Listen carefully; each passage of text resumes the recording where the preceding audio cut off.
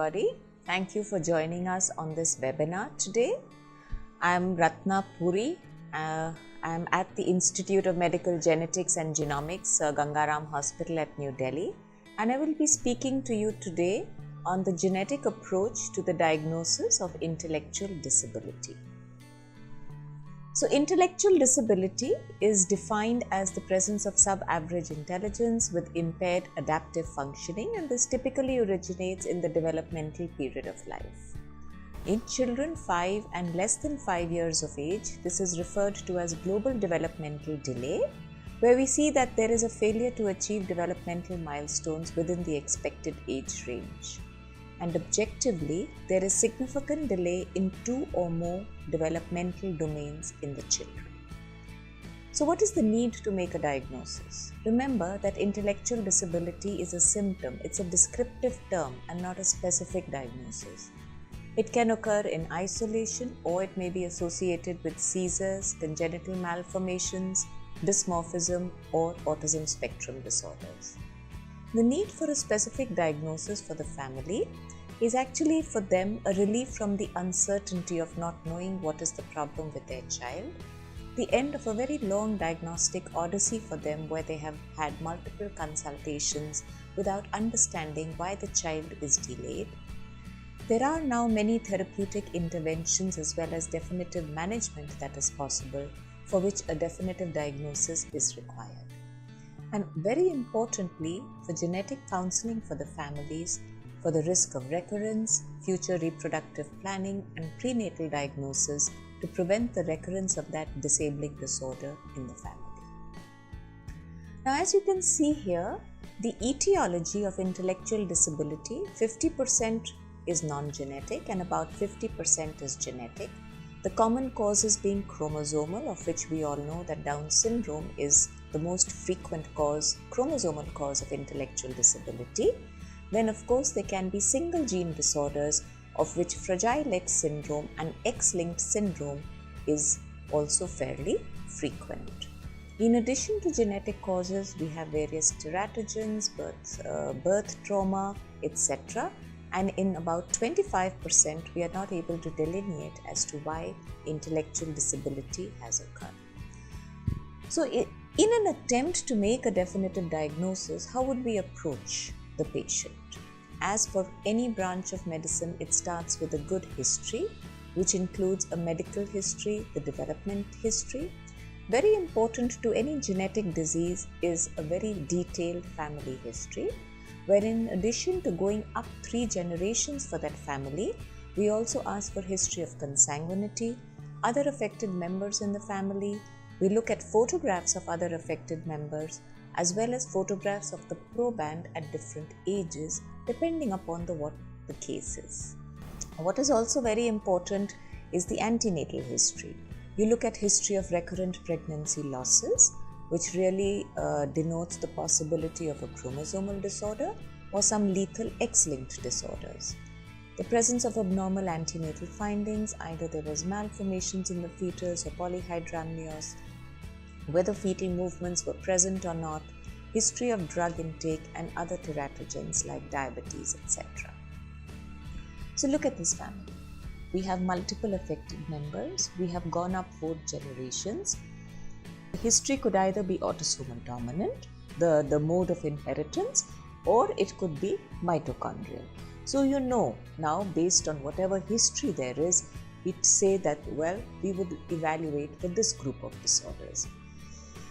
If you look at this pedigree, this is a typical X-linked pedigree because we have multiple males affected through asymptomatic females. And then we would look at various causes of X-linked intellectual disability. Other things in the history that are important to look into are abnormalities present at birth, what was the birth weight, abnormalities of growth and feeding history, for poor feeding, food aversions, hyperphagy, etc. Behavior also is very important because if you have repetitive behavior, sleep disturbances, self-mutilation, hyperactive, which I'll just describe to you in the next slide. And also see that is the intellectual disability, is the phenotype static? Is there progression of the symptoms, or is there regression? Because these things are very important in making a differential diagnosis. Now, these are just some examples of patterns to suggest a specific diagnosis. For example, if in a neonate there is very severe hypertonia and then there is associated poor sucking, failure to thrive. Later, in the second year of life, this is followed by hyperphagia and weight gain. We know we could be looking at Prader-Willi syndrome. However, if you have a child who comes into your clinic who's very social, very friendly, hyperactive, it could be Williams syndrome or Fragile X syndrome if there is isolated hyperactivity and intellectual delay with a normal head size. Then there are various syndromes where there is self-mutilation, where the child harms himself or herself, like Leishman syndrome, Smith-Magnus syndrome, Prader-Willi syndrome, where there is skin picking, or Smith-Lemli-Opitz syndrome. Once you have the details of the history, you go into the examination, which has to be a very, very systematic approach, starting with the anthropometry. You look for abnormalities of head size, abnormalities of weight and height. Then you do a head-to-toe examination as you can see on the right side of the screen. Document, and if it's a systematic examination, then you won't miss anything, whether it's related to presence of neurocutaneous markers or dysmorphism or any malformations, whether they are major or minor. Document each individual findings. Photographs actually are worth 1,000,000 words. But remember, in this era of mobile technology and the ease with which we can take photographs, no photograph or patient data should be taken without a signed informed consent. So once you have the history in place and you have the findings of the clinical examination, you would make a differential diagnosis, which then would lead you to order the appropriate test.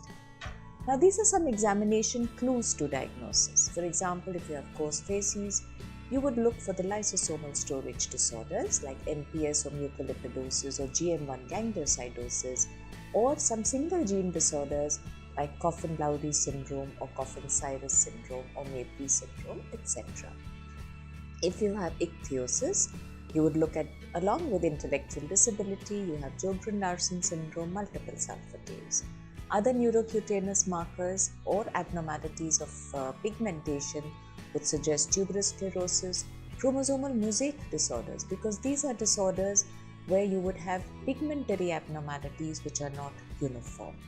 Xeroderma pigmentosa, cocaine syndrome, and adrenoleukodystrophy. Genital abnormalities in Smith-Lemli-Opitz syndrome, ATRX, Fragile X, or Opitz gene. Abnormalities of hair in Menke-Kinky hair are genosuccinic aciduria. And eye, of course, is a very, very important, the eye examination give very important clues to diagnosis. For example, if you have cataract along with hepatomegaly and severe and significant dysmorphism with mid-facial hyperplasia, you would think of Zellweger as a peroxisomal disorder. Isolated cataract with some delay would be galactosemia. Corneal clouding would suggest mucopolysaccharidosis, lens dislocation, homocystinuria or Marfan syndrome, and similarly you have coloboma and jelly red spot. Now here you see two pictures. This is a child with seizures, global developmental delay, and observe the hair. It is sparse, it is dry, it is very, very wiry. Now this, along with neurological findings, you just pluck a hair, see it under the microscope. If there are pili torti or Trichohexus nodosa, you know you could be dealing with Menke-Kinky hair disease.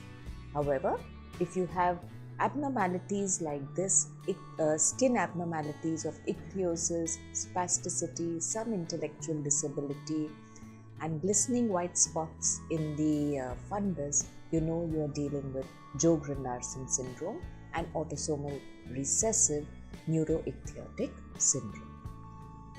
So how do you decide on what investigations you need to do? So you've examined, you've taken a history, and you suspect a diagnosis. Say you suspect NPS, or you suspect, like we've seen, Menke kinky hair disease, then for that specific disorder, you order the investigation.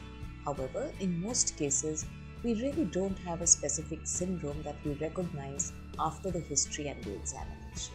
So then you have to follow a sequence of evaluation where you do associated investigations to evaluate different organ functions, hearing, eye, the MRI, brain, etc.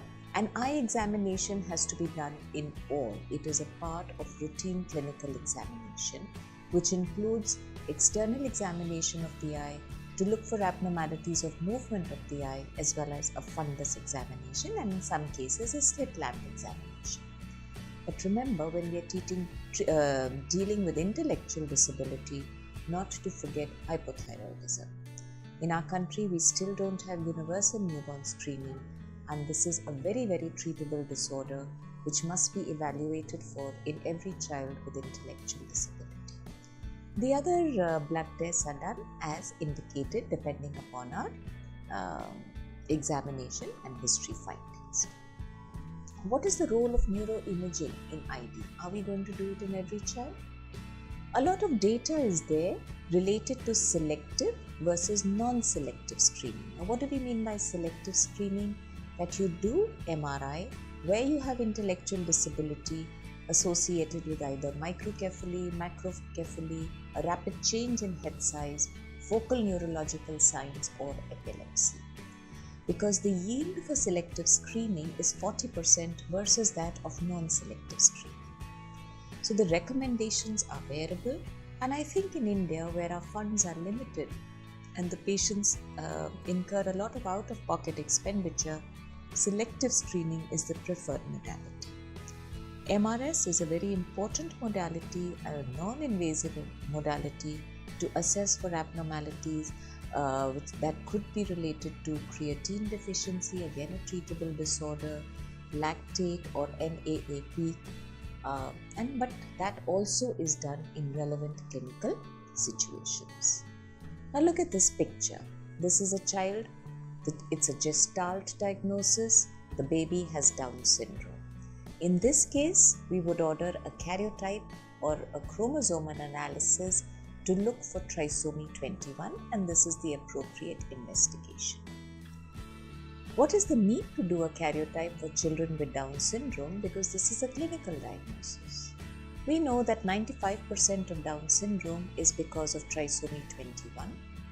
4% occurs because of translocation Down syndrome, as you can see here, where the extra chromosome or the third chromosome 21 is piggybacked onto another chromosome, typically 21, 22 or 13, 14, 15. These are the acrocentric chromosomes because they don't have a very big P arm and the Q arm is longer. 1% could be a mosaic Down syndrome, which is a post-mitotic event where some cells are normal, some cells are trisomy 21, and these children have a better prognosis because they've got many cells that are normal. The need to do a karyotype and to define the kind of Down syndrome is important to establish the risk of recurrence for that family. If it's trisomy 21, we do not need to do a chromosomal analysis of the parents, and we know that the risk of recurrence is about 1%, and we can look for trisomy 21 in the next pregnancy of that couple. If it is a translocation Down syndrome, as you see here, always the karyotype of the parents is important because a small percentage of translocation Down syndrome can be inherited from one of the parents. Now we know that if 21-21 translocation is inherited from a parent, the risk of recurrence is 100%. However, if there are other translocation Down syndrome that is inherited from the parent, if it's from the father, the risk of recurrence is 5%. If it is for the mother, the risk of recurrence is 50%. If it is a de novo translocation Down syndrome and the chromosomes of the parents are normal, the risk of recurrence comes back to about 1%. So therefore, it is important to know what kind of Down syndrome the child has and whether it is a de novo event or it is an inherited event. So to summarize, when would we do a karyotype analysis? If there is dysmorphism or where there is a characteristic phenotype of a chromosomal disorder like trisomy 21, 13, 18, and conventional karyotype analysis identifies abnormality in 3 to 15% of patients with developmental delay or intellectual disability. The advantage is that it identifies also balanced translocation, which usually will not cause a disease phenotype but has implications for the family. A karyotype sample is taken in a heparin vacuum. Now, all these 3 patients have the same disorder. It's developmental delay and a congenital heart disease. And this is again a facial gestalt. If you've seen one child, you would recognize that this patient has Williams syndrome. Now, because I know that these patients have Williams syndrome, I would order the test to pick up Williams syndrome, which is the fluorescent in situ hybridization for Williams syndrome. In normal individuals, I would see 2 signals. However, if the child has Williams syndrome, that means he's got a deletion on this part of chromosome 7, and that is why in this patient I will only pick up 1 signal because the other part of the chromosome is deleted. So fluorescent in situ hybridization can pick up these very small microdeletions and duplications which would not be picked up in a karyotype.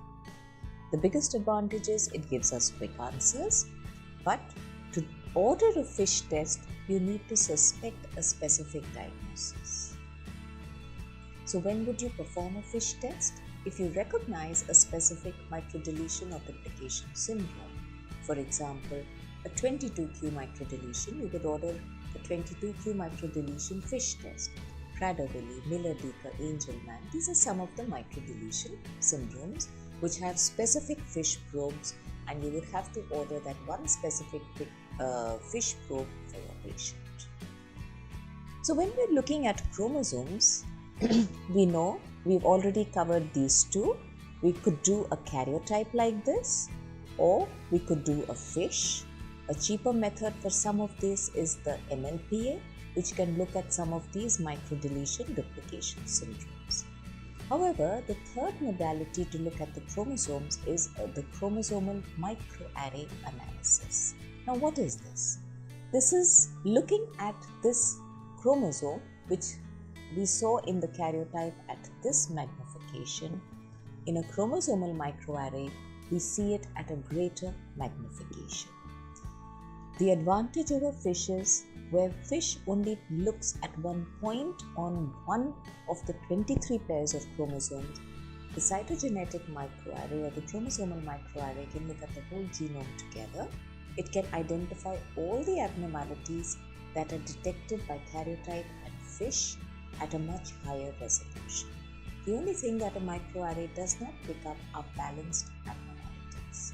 So let's have this example, which was recently published from my unit in one of the journals, Birth Defects Research, which shows this child who has, you can see, flat faces, facial dysmorphism with hypertelorism, low set ears, eyebrows that meet in the center called synophrys, and a broad forehead, along with global developmental delay. In this child, when we ordered a microarray, we found a very small deletion of 228 kb on the long arm of chromosome 9. And this was the size of the deletion, which would not have been picked up by a karyotype. So if I had ordered a karyotype for this patient, it would have come back as 46XX, because anything which is so small is not picked up by the karyotype. So this is the advantage of a chromosomal microarray. In addition to small deletions and duplications, what else will a microarray help? If you have an affected child with a balanced translocation, so a balance which should never cause a problem, but I do have a child with a problem. There are various mechanisms, and here I could do a microarray to understand. For example, look at this case.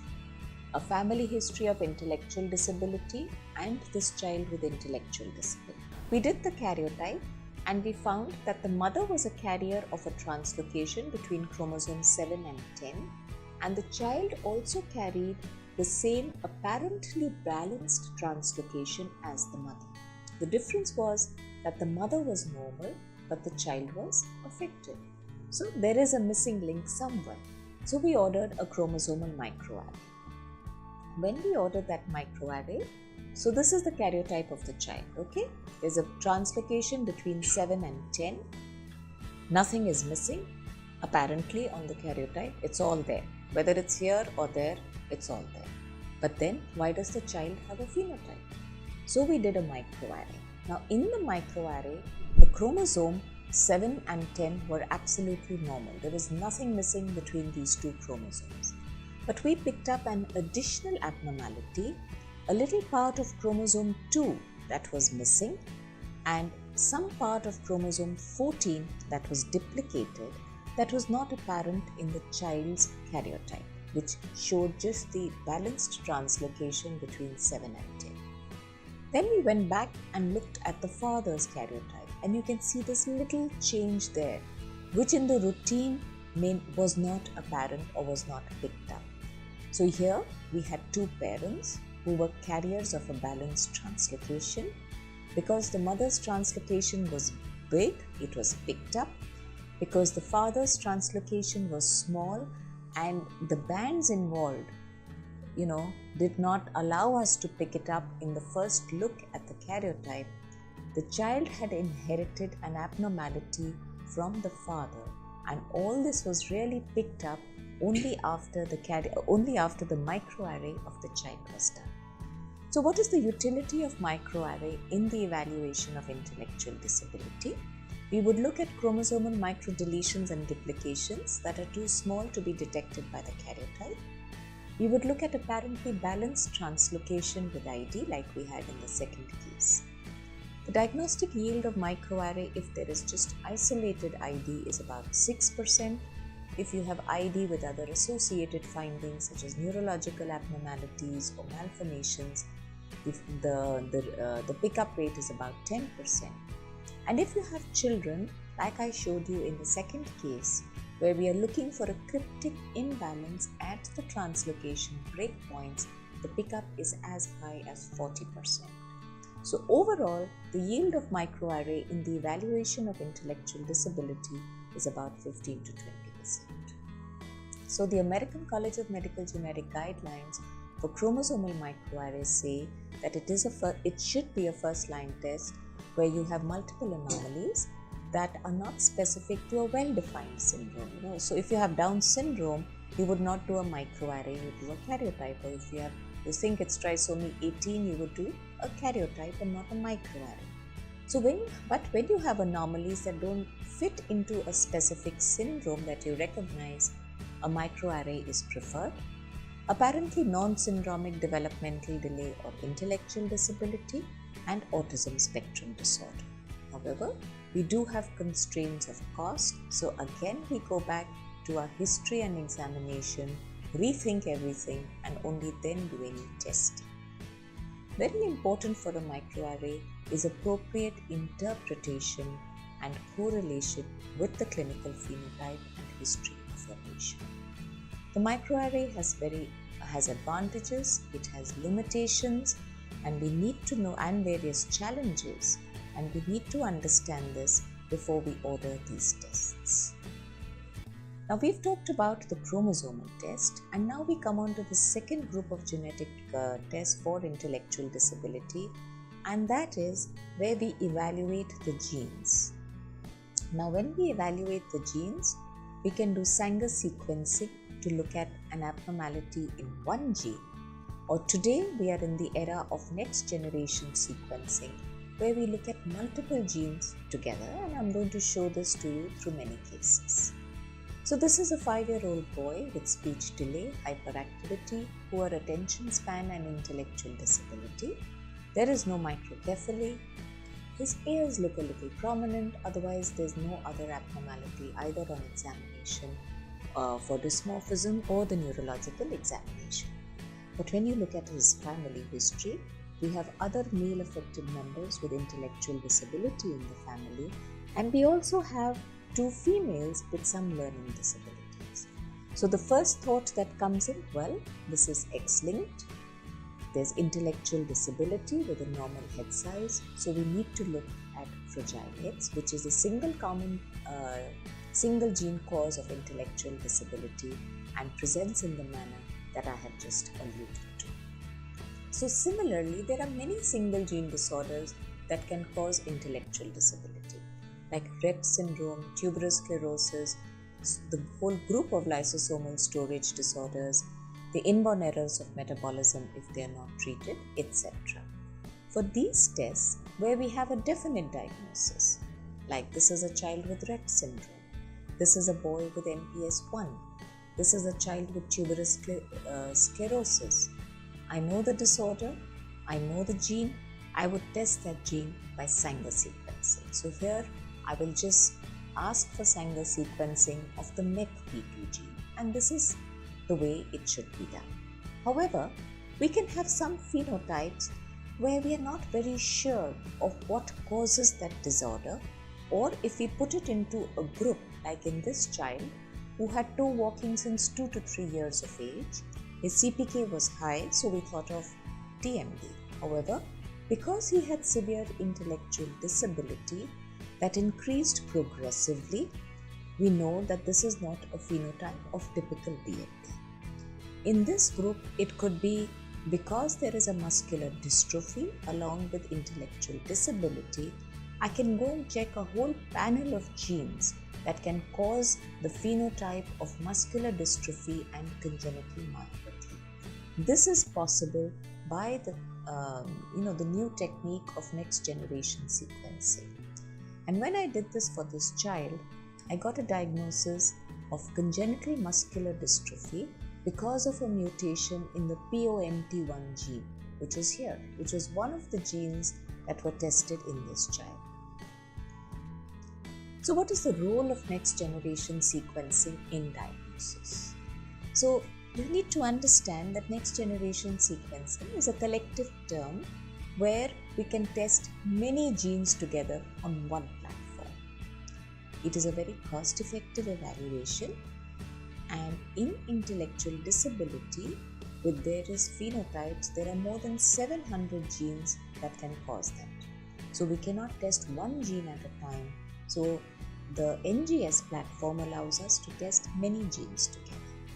However, it is very important to understand that any test, whether it's a genetic or a non-genetic test, without understanding the phenotype or without characterizing the phenotype of the child well, is a test where you will very rarely get a correct answer, because every test has to be correlated very subsequently with the phenotype of the patient.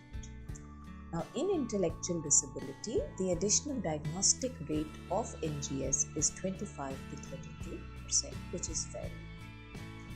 So like I discussed, there are various challenges that are related to NGS. It's not a standalone test. I can't say, well, the patient is standing at the door, I know he's got intellectual disability, just take a blood sample and send it off for NGS. You're not going to really be successful. You need good clinical correlation. You need to understand how to interpret that report. We know that deep phenotyping with what we call HPO terms, which is really in use today in the world of NGS. We have various databases that we use, and we also know that there are disease-specific databases. Like if you have a patient with cardiomyopathy, you have a specific database where you can go in and see that is that going to cause the gene that you've identified and the variation that is identified, has it been reported before? Can it cause the disease? Or is it just a change that could be present in anybody and not responsible for a disease phenotype, but just responsible for what makes us all different normally? When we come to the group of metabolic testing, we know that many metabolic disorders also present with intellectual disability. A large number of metabolic disorders are treatable, and we know that in science we don't miss a treatable disorder. So we have various tests which are layered down in tiers, because again tests are expensive, which tier 1 needs to be done in all children with intellectual disability. And these include the blood ammonia lactate, the plasma amino acid, which are the quantitative amino acids, the homocysteine level, and the MSMS analysis. And in the urine, you would do the GCMS for organic acids, the glycosaminoglycans if you're suspecting mucopolysaccharidosis, oligosaccharides if you're suspecting the oligosaccharide group of disorders, purines and pyrimidines, and the creatine metabolites. The last two are not freely available in our country, but everything above that is all available. And it's important to understand that 60% of the treatable IMs are identified by just these tier 1 tests. We have a whole group of tier 2 tests which are specific tests to establish the diagnosis, like we test for peroxisomal disorders, Smith-Lemli-Opitz syndrome, you have the VLCFAs, etc. If you have a child with intractable seizures, you would want to do the amino acids and the neurotransmitters in the plasma as well as the CSF. Now these tier 2 tests are done only when you have a specific phenotype. Now what is the diagnostic yield of various tests in intellectual disability? Done in the appropriate situation, neuroimaging would have a yield of about 50 to 60%, a karyotype 3 to 50. Like I had explained to you, MLPA, we can look at many parts of the chromosomes, and this would pick up disorders that are picked up by fish. We have various kinds of MLPA, so you must know what you're ordering. 5 to 7% if you're using the kits which look at all the subtelomeric deletions in all 23 pairs of chromosomes. Chromosomal microarray has a yield of 15 to 20%, Fragile X 2%, MECP2 in girls 1.5%, because in girls this is another common cause of intellectual disability. And when we have next generation sequencing, it's 25 to 30%, and the metabolic testing tier-wise is about 1 to 3%.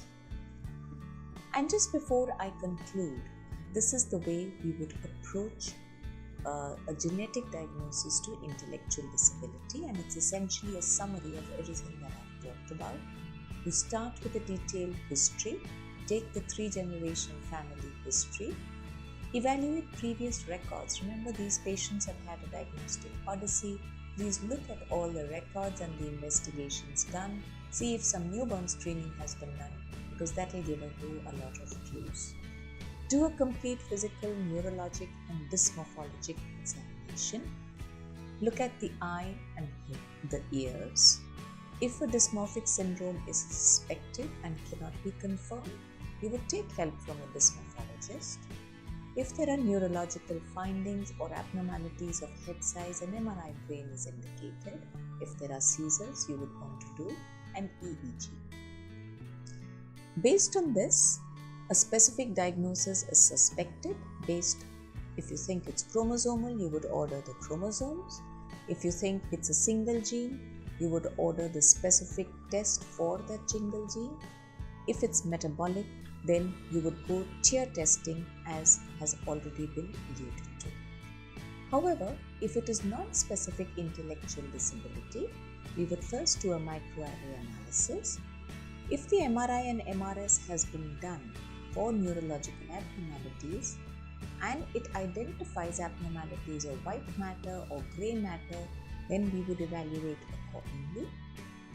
MECP2 gene deletion duplication can be done in moderate to severe ID in females, Fragile X testing, and then if nothing is available, if all the above results are normal, you could do the next generation sequencing, either panel testing or whole exome testing. Based on this, a diagnosis is made.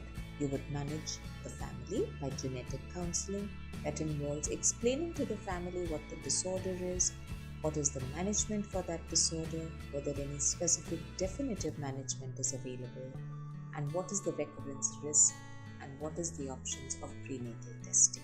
However, if a diagnosis is not made, you would keep the family under follow-up and re-evaluate because some phenotypes actually become apparent as you follow up the family or new disorders are identified and reported, and that needs to be kept in mind. Now, this approach is published in the Indian Journal of Pediatrics, and this is the reference. So, based on all the slides, I hope that we appreciate that intellectual disability is a symptom with varied etiologies. A systematic clinical approach is important for diagnosis. The various genomic tests that are available include looking at abnormalities of chromosome or single genes. Deep phenotyping is essential for correct interpretation of genetic tests. We just cannot get away with a good history and a good examination of a patient. And diagnosis is important for management, prognosis, and recurrence risk estimation. Thank you so much, and acknowledgements to my department who really work hard for us to put all our data together and for all the experience that we have gathered over there. So now we are open to questions, and one question here is how to counsel a pregnant patient having a previous child with cranial palsy without a genetic diagnosis. A cranial palsy or cerebral palsy? Possibly that was cerebral palsy. Now, cerebral palsy is again not a specific diagnosis.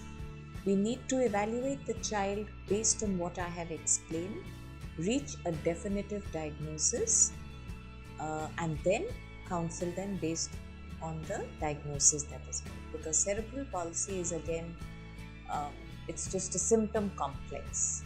If you don't have a genetic diagnosis and that cerebral palsy involves only motor delay, which is classically, that's the definition, then you know most likely it may not be genetic. When shall we consider genetic testing? In what situation? I don't understand that question. When should we order a microarray versus a whole exome? A microarray looks at chromosomes, the whole exome looks at genes. So if you have multiple malformations along with intellectual disability, you would first do a microarray analysis. However, when you examine the child, or you see, well, the child has neuroregression, the likelihood of having a single gene disorder there is higher, or if on the MRI you have abnormalities of white matter or grey matter, those are situations where you may not first do a microarray but would want to do a test, not straight away a whole exome. You could do a whole exome, you could look at a panel of genes depending upon what your differential diagnosis is. So remember, the test is based on what your differential diagnosis is. Can you suggest a database for intellectual disabilities? There is no database for intellectual disability because that's a symptom complex. You have databases for different specific disorders, or you have databases for the variations that are identified either on microarray or whole exome sequencing. For the microarray, we go on to the UCSC database. For whole exome sequencing, again, we can look at various databases that I've alluded to during my talk, depending upon what you identify. One of them is Barsome, and there are so many others like that. Okay, I've missed one question here which says, how do you counsel a patient once the fetus is diagnosed antenatally with a single gene disorder? How would you counsel regarding future recurrence? What is the management once the diagnosis is made? So I presume here you know what single gene disorder you're looking for. For example, thalassemia being the commonest. I've identified the mutation in the parents or the previous affected child. In the fetus, you would check for that mutation. Now remember, counseling by definition is non-directive, and that is how we have to do it. So you have already counseled the family before doing the prenatal test. You've explained to them what the prenatal test is, what one disease you are checking for. The fetus can be affected or may be normal, and if the fetus is affected, what would they want to do in that situation? Would they want to continue or discontinue? And we should never take anything for granted, because sometimes the patients are not keen to discontinue a pregnancy and it is their option.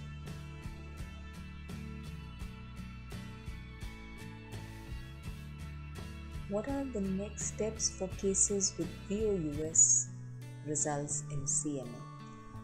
So, VOUS are referred to as variations of unknown significance, which are identified both in microarray as well as in next generation sequencing. So these are variations that are present in our genome and we don't understand the significance of them. In chromosomal microarray, the way forward is within that region you look what are the relevant genes. Are those genes associated with any disease phenotype? If that specific region deletion or duplication has not been reported and there is no relevant gene, then really it remains a variation about which we do not have any significant knowledge in the present date, and that is how the patient has to be counseled. So remember that before you order a microarray test, you have to tell the patient that in 1 to 2% cases, you can get a finding where you really don't understand the significance. Normally, if there are no genes there, it is less likely to be of much significance.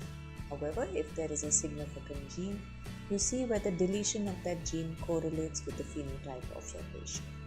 So I think we have finished with our set of questions, and once again I would like to thank you all for joining us for this.